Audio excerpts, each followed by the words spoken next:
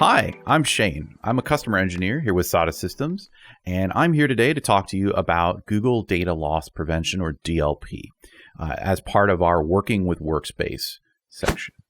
I am a customer engineer here with SADA Systems, focusing entirely on Google Workspace. I've been doing that for about 7 years now, and I have done everything from administration to deployment to integrations, just about everything that's handled under the Workspace admin console. I also have a history in working with network security and PCI DSS compliance, so they generally ask me to do these sort of things whenever it's time to talk about security. As to part of today's subjects, our target is going to be Google Workspace DLP. So for this, we're going to be reviewing a lot of the elements of what's built in at a Google Enterprise license. So the products that are included within Google Workspace's DLP coverage is going to be anything that's stored or processed within Google Gmail, as well as Google Drive. There's different subsets of controls for both, and really, really cool elements for that. So we'll be certainly digging into that. Now, we're going to be talking through and kind of stepping through the basics of setting up a Google DLP policy for Google Drive today, and we'll probably show you a little bit where we're going to be looking at for Gmail DLP settings as well. So that's what we'll be kind of tackling as part of today's video series here. We'll also be talking a little bit about reviewing those incidents after you've had a trigger or an alert. What do we need to do? What do we need to kind of look at as part of this section? So with all that being said, what are the actual benefits? What is DLP doing? Why are we concerned about DLP? So DLP is the function set within Google Drive to be able to identify content and then be able to control or restrict access to that content based on rules and settings we deploy. So through if we configure the capability to kind of dig into or review the settings or the content itself, we can get an inventory and kind of get an idea of what's actually inside of our environment, which we might consider sensitive data. As I mentioned, I have a little bit of a history with PCI DSS, so my brain will inherently go to credit cards. But we can use this same mechanism for anything from hypocritical data to personal information, all sorts of data that we need to make sure that doesn't leak out into the public or get accidentally overshared or intentionally overshared. So that's where we're going to go ahead and be able to review that. We're going to be able to configure our policies here to restrict access to that content, and then we're going to get notified if anything happens with it. So with that being said, let's go ahead and kick into our demo. We're looking at the admin panel. The first section we need to go to is actually the security section, because this is where the DLP rules are now configured. And we need to scroll down a little bit down here to our rules section. And within rules, we get to take a look at what we have in our rule set here. Now, these rules are going to apply specifically to Google Drive content in this section. But in order to kind of ease things and take it nice step-by-step approach here, we're going to go ahead and use a template that's pre-built for us. So Google pre-builds quite a few template options, and we're going to go ahead and see, let's pick out, say, PII information sharing for the United States. If I hit that one, we're going to be able to look at this and say, okay, here we are with our default name and protect your organization from leaking PII data. With this, we can choose now what our scope of enforcement is. So I can choose to include or exclude organizational units or include or exclude groups. So this may be really, really helpful if we need to have, say, escalation points within an organization that needs to be able to override a DLP setting, not just, admins or IT staff there. So I'm going to go ahead and just set my organizational unit as everybody, and I'm going to maybe exclude a group.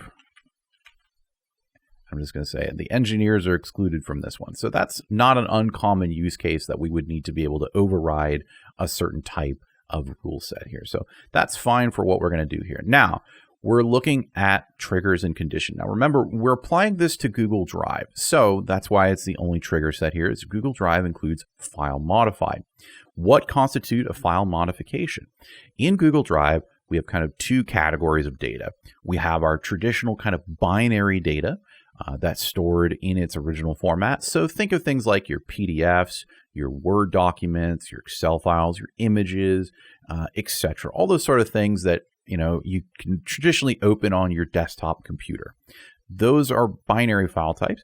Those file types are going to be checked every time that document is updated. So that would constitute something like a upload or a change or a new revision of that piece of content working within Google Drive. So if you're using, say, the native Word editor within Drive, every time you hit that save button, it's going to go ahead and write that new version, and it's going to go ahead and run our DLP check against that as it updates. When you're working in a native Google document, something like a Google Doc or a Google Sheet, that content is updating and modifying on the fly. So as I type letters, it's literally constituting individual file modifications, which will actually re-trigger these rules to work in live real space. So what are we actually checking for inside this? So our conditions here are all Boolean driven. So we can go ahead and set and or for everything here. And right now we've just got or, and we've got a whole list of stuff that Google built in has offered us. So right now we're looking at United States Social Security card numbers, driver's license numbers, passport numbers, adoption taxpayer identification numbers, employer identification numbers, all these really, really common PII information that we need to make sure that this is kept secure as part of a standard PII regimen. So that's great. We do have a few different mechanisms though for content types. So if I drop my all content down, you'll see that I have the ability to target certain sections only. So if I want to look for stuff in the body of a document or a suggestion in the document, or even just specifically the title, we can target that. We can also change our detector type. So right now, in this case, we're using our matches default detector. And that's why we get this list of common detectors that Google has pre-provided us. Now, these detectors are a little bit different than a lot of common stuff in that we actually get weighting from the backend on how confident it is about that hit. So this one's defaulted to Social Security card number, and you'll see that it's looking for only very likely hits on this particular item. We can back that down if we need to make sure that we hit this a little bit wider spread or make sure that we're capturing absolutely everything. We can go ahead and move this down to maybe a possible as we want to do this. We can also dial in how many unique matches or counts that we want before we actually trigger an event. We can also move this to a regex detector. If you've got something that's working already and you want to continue to use that, we can easily port that into Google using that standardized regex there to be on your trigger base. This is also really helpful if you have internal values that you want to make sure don't get out. So if you've got an internal employee ID number system that's on every document that can't get out, this is a great way to go ahead and build a rule set to make sure that that one's caught. We can also do a simple word list detector where we can build a list of words. Those words are usable in multiple rules, so they're very, very easy to maintain and centralize as we do things. So I've seen everything from common document names and types to character names for people who are writers and such. They want to make sure that their scripts don't get out or leak into the public eye before they're ready for that. And then we also have just the really, really simple contains, and we can put a word or a short sentence in here to go ahead and trigger that one and then define whether that's case sensitive. Now, this is just at the top level. We can also stack these where I would go ahead and say, okay, I want maybe a body or I want to do all content, and let's go back to our default detectors, and I want to say anything that would have United States. Go down here and we just say, okay, it's got to have a employer identification number and let's do again, all content matches default detector.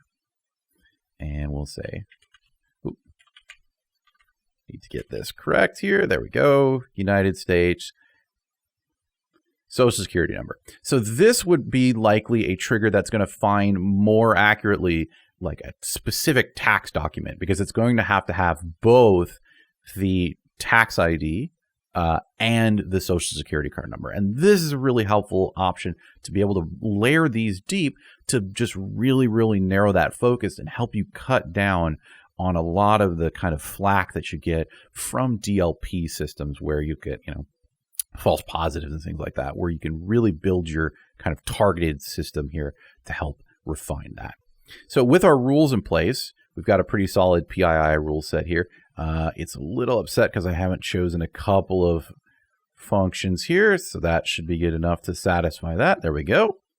We're going to go ahead and get our options on Drive here. So we get our block external sharing and our ability to warn on external sharing. So block external sharing is the best part of this, is that instead of getting a notification or something that passes through there, we have the ability to actually restrict external access to content as a DLP rule triggers to prevent that from ever happening. That's a really unique thing within kind of this cloud space within Google Drive, because a lot of kind of third-party tools or services that do this are often responsive in nature, where they have to wait for a scheduled scan to find that there has actually been an event and then notify you, whereas this will actually stop that document from sharing externally, even if that document is live collaborating with people. So that's one of the nature of Google and the Google Doc, is that you can have 4 or 5 or 20 or 30 or dozens and dozens of people editing that doc together simultaneously. If somebody suddenly pastes, in this case, like a social security card number into that document, that's going to go ahead and snap that document sharing shut, kick everybody who's external off from any updates from that point forward until that document issue has been remediated. And they'll see that change in the status of that document. So that's really the power of this, to really help protect your content from getting out there. So it's not just when it gets sent in an email situation, it's actually happening in live real time. Same thing goes for those aforementioned updates to Excel files or a Word doc or something that you're storing in Google Drive. That document's sharing will be restricted, and they'll only be able to see previous revisions of that document that did not contain that DLP issue until that's been rectified. We can also just offer a warning. This is that kind of easy escalation point that I mentioned a little earlier, where you can kind of create 2 separate copies of the same rule. One where somebody has the ability to actually share with just a warning, and the other where somebody has the capability to or is completely denied access to share any content that is set there. So we can have those internal touch points without having to give somebody admin access to review and restrict or unrestrict content there, to keep kind of that load off of your IT staff. And then a new feature that's coming around here is going to be disable download, print, and copy for commenters and viewers. So this is the ability to go ahead and apply IRM to documents that are detected in violation of a DLP policy. So this one's a big one, because this is not just an external policy set. The ability to apply IRM will actually apply internally as well, where it will be able to restrict the download and copy of anything that's sensitive. So this is really helpful for anybody who has kind of mass access to those view content that may be widespread shared inside your org, but you just don't want copies of it getting out or getting passed around or new revisions getting made or anything like that. Really, really helpful with that one. And then once we get to this point, we actually have our alerting section. So this is going to feed into our alert center and what our priority of this rule is. So maybe you have some of those internal doc IDs or something that shouldn't get out, but it's probably not the end of the world. You might set a low severity with this. But if you get an incident where, as I mentioned here, we have a PII situation, those are going to be a lot heavier. That's a higher concern. We're going to go ahead and bump that one up to the highest, and then we're going to go ahead and opt to send that to the alert center. And then who gets notified on that? Well, we have one check for super admins, but we can also add specific groups. Maybe that engineering group we mentioned will get an instant notification of a DLP event with that. And then with this rule created, we can go ahead and swing over. I'm going to discard it because I don't need it here, but you would just hit save, and that's the end of that. I'm going to jump over to the alert center. So I'm going to go back to the security center here. And I'm going to scroll. Actually, it's up at the top. And there we are. We have our DLP alerts. So you can see some of the weighting in place here of low versus medium and high. So if I go ahead and say Austin's demo here, This is currently set as a low. I get to see the email address, the recipient, who has access to that, the actual document ID in question here. It matched a specific detector of a US Social Security card number, air quotes on that one. Of course, we're using fake stuff in this tenant. Our triggered actions to alert and then block external sharing. So that was actually shut down from external sharing. And then any sort of suppress actions based on other rules or controls are noted here. We get a list of alerts that are related to this. So the document events, everything that led up to that. We also get an alert history where anybody working this particular alert or reviewing content can go ahead and leave their notes on what they've been doing with this. We can also go ahead and change the severity level. We can set a status on whether this one's kind of not started, it's just a fresh alert, or it's in progress and being reviewed, or somebody's reviewed it, close it. We can assign it to a specific user that does bind it to their account for work on that. Any sort of feedback, this actually feeds back into those aforementioned robots on the back end to say, oh yeah, this was a really good hit. Thank you for doing this. Otherwise, this was false positive. It's not useful, and goes ahead and continues the feedback into that system. But this is also where we get to investigate this alert. So this takes us over to another section of the admin panel, which is the investigation tool. This is a part of the security panel here, and this is part of Enterprise Plus right now. And if we scroll down here, we'll see that this pre-populates that we're looking for rule log events that contain dates. Between those dates, it has the actions complete, because we know from that it was a DLP trigger and it triggered this particular rule. So with that, we're going to go ahead and find all of our rule events here. And if I scroll down a little bit, I can actually scrub to the right. I get it was a DLP trigger. These are the actions that happened. It was blocked and shared. It was a document. These are the document IDs that were impacted by that. Who set it? What triggered it? Looks like that one got caught in the drive continuous scan, actually. It was triggered by drive sharing, and those are the detectors that were triggered.